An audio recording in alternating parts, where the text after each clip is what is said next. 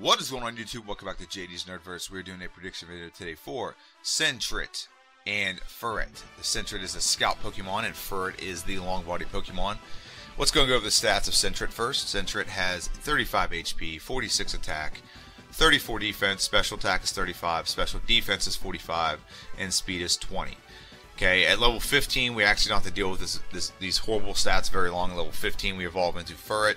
Furret is the long body Pokemon. HP is 85, attack is 76, defense is 64, 45 attack, special attack, 55 special defense, and speed is 90. So the stats are not great, but they're not bad. I think this Pokemon is supposed to be like the Rattata of Johto. Let's go ahead and go over the stats of this Pokemon, or the moves of this Pokemon, I'm sorry. And the moves of this Pokemon, we start off with Tackle. Tackle is the 35 base power, 95% accurate. With Stab, it's 53 base power. I hate this move. I don't like the fact there's not like a 100% accurate move. You start off with garbage moves, the least you can do is get decent accuracy. 95 is not the worst, but it still isn't 100% accurate. And if moves aren't 100% accurate, they're pretty much a coin flip every time. At level 5, well, we start with at level 5, so we'll have both of these. But Defense Curl ups our defense by a stage, does not do the badge boost. It doesn't exist in Generation 2. At level 11, we get Quick Attack. Quick Attack is a much improved version of Tackle. 40 base power, with Stab it's 60, so more powerful and 100% accurate, and it also has priority to go first, so much better move than Tackle. We better start the game with just Quick Attack than have Tackle, but it is what it is. Decent move. At level 17, we get Fury Swipes, 18 base power, 27 with Stab, 80% accurate. Not the greatest accuracy on this. I probably won't use this because I don't like the 20% drop in accuracy from Quick Attack. I'd rather just do the more consistent move. Slam, 80 base power, and again, 75% accurate. It's very bad accuracy. And the move is 120 base power, and then you have Rest and Amnesia. Rest will heal you, but put you to sleep for 2 turns, and it'll heal you of your health and any ailments. Plus, you get Amnesia. Amnesia ups your special and special attack, considering both of those things are garbage. Maybe that is an improvement. But all in all, not the greatest level up moves. We could technically beat the game with this, but I wouldn't recommend it. If you don't know this, in Generation 2, you get Struggle is considered a typeless move, so it can hit ghosts, whereas in Gen 1 it could not. So you can technically beat the game with every Pokemon if you're able to get through all the battles with using either the TM moves or normal moves like this, or using Struggle. But we also have a TM moveset, which is very broad.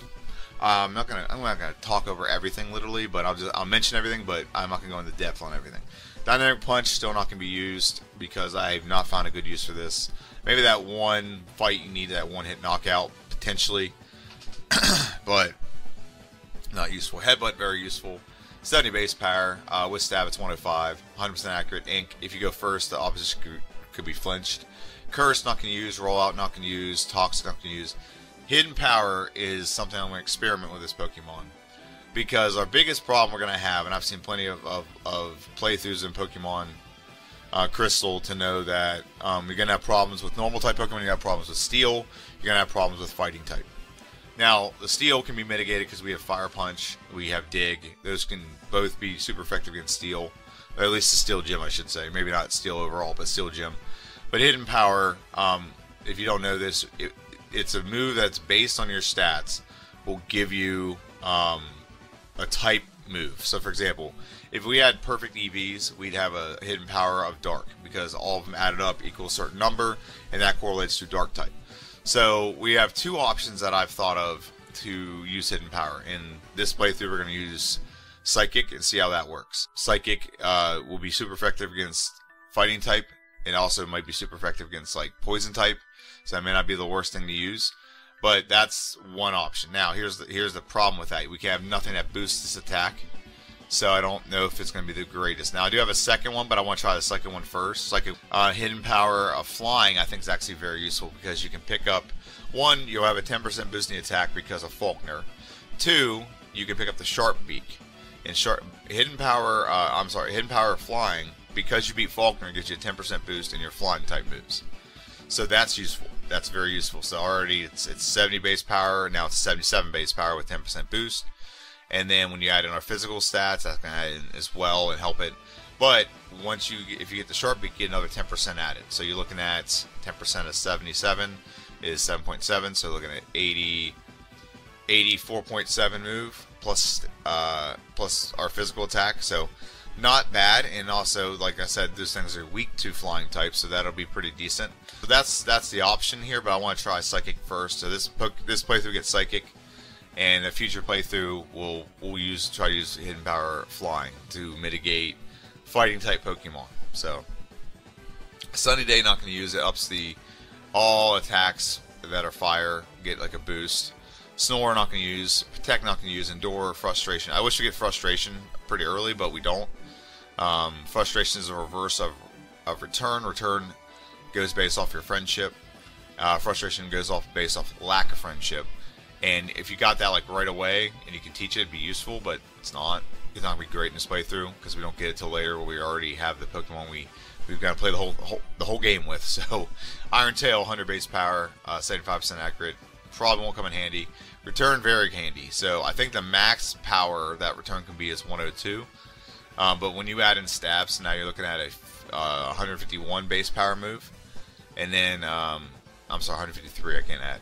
153 base power move with stab. With also, we're going to get the Pink Bow, we're going to get the normal gym. Gives us a boost in our attack, and we're a normal type as it is, and it's a physical move, so it goes off our physical stats, and which is our best stat. So a lot of things really coincide very well with Return here. So that'll be definitely like mid to late game, and we're going to use it all the way through the end of the game. Dig, 60 base power, 100% accurate. Very good against ghosts, very useful against ghosts. Shadow Ball, 80 base power, 100% accurate. good against Psychic types, we get that when we beat Morty. Mud Slap will be good early so we can actually hit ghosts when we fight our rival. 20 base power, 100% accurate. Double Team's not usable. Ice Beam, however, is. Ice Punch, I'm sorry, however, is. 75 base power, 100% accurate. We're going to beat the Ice Gem, which is going to give us a 10% boost in that. So Ari goes up to 83.5. I'm sorry, 83. Yeah, 83. And then we get another 10% boost to this whenever we hold the Never Melt Ice. So it's going to get almost up close to 100. It's not quite 100, but that would be very useful against ice types, flying types, grass types, so on and so forth. Swagger, not going to use. Sleep Talk, not going to use. Swift, get that pretty early. It's a move that doesn't miss. It is also 90 base power, so that's very useful. Defense Curl, not going to use.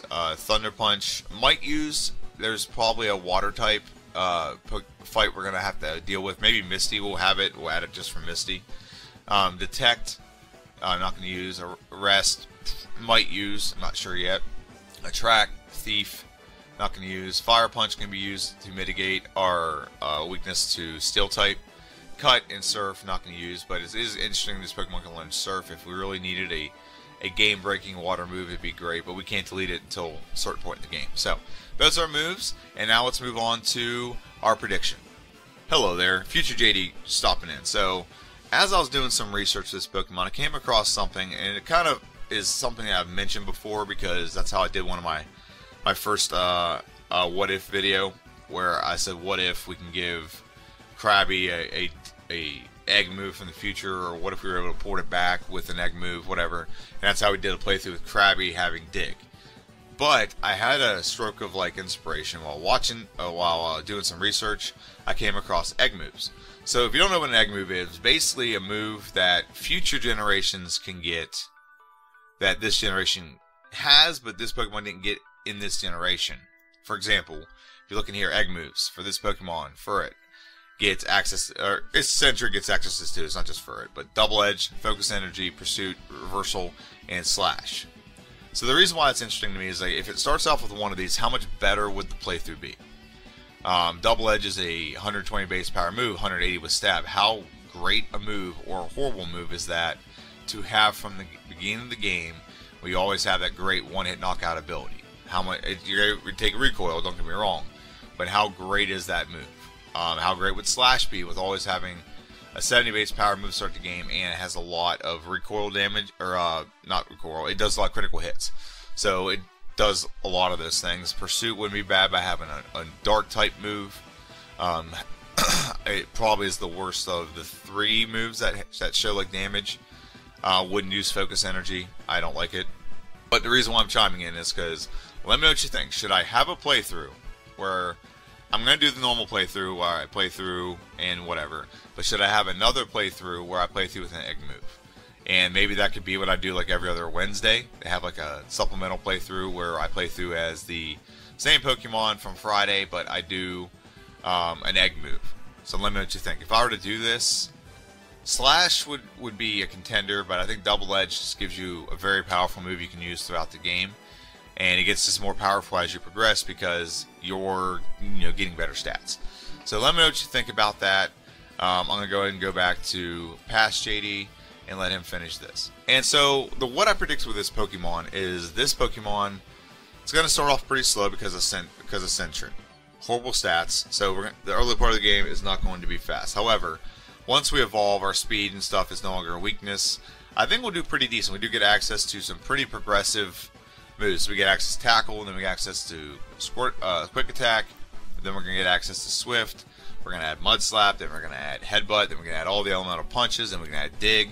It progresses very nice. We're going to have Return, so it does progress pretty nicely. However, figuring out and mitigating the problems with any normal type, but this normal type specifically because it's our first one, is going to be what I think holds us up a little bit. Because I think we're going to spend too much time at Chuck's gym. And then we're also going to spend some similar time at not any of the other gyms, but I think specifically the Elite Four. And then I don't know what we're going to do against Red. Red seems like it's going to need to be very high level to beat Red with this Pokemon. So we'll see. But all in all, I think we'll get this done in about maybe 2 hours and 15 minutes. That's what I'm shooting for. 2 hours and 15, 2 hours and 20 minutes. Because I think we'll get through some other... Like, the early part of the games will be slow. The middle game will speed up, and we'll catch up with a lot of time. And, like, the Kanto part is very fast. I figured out how to get through that in, like, 10 minutes. Okay? So if we get through there in a decent amount of time, like 10 to 15 minutes is usually about how long it takes to beat Kanto. It's just going to be... We don't have a lot of type coverage. So the type coverage that we would hope for is not going to be applicable in this playthrough because it's not available to us. We only have what we have. We do have a lot of the Ice Punches, but they're only 75 base power, and as you get to Red in Mount Silver, you're going to get Pokemon that are way more powerful, that those moves are not going to one-shot. And so how do we mitigate that? Do we hold an item? Do we do whatever? There's a lot of things to mitigate it, but is it going to be enough? But I think 2 hours and 20 minutes, 2 hours and 15 minutes, maybe as high as 225, depends on what kind of luck we get. But I think we can get this game relatively fast. I'm getting to know the game a lot better, so that's going to be very helpful. But that's it. That's my prediction. About 2 hours and 15, 2 hours and 20 minutes. Let me just think about having a second playthrough where we use an egg move to see how much better it makes the playthrough. Let me just think.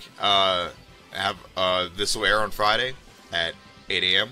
Have a good one, and I'll see you guys on Friday.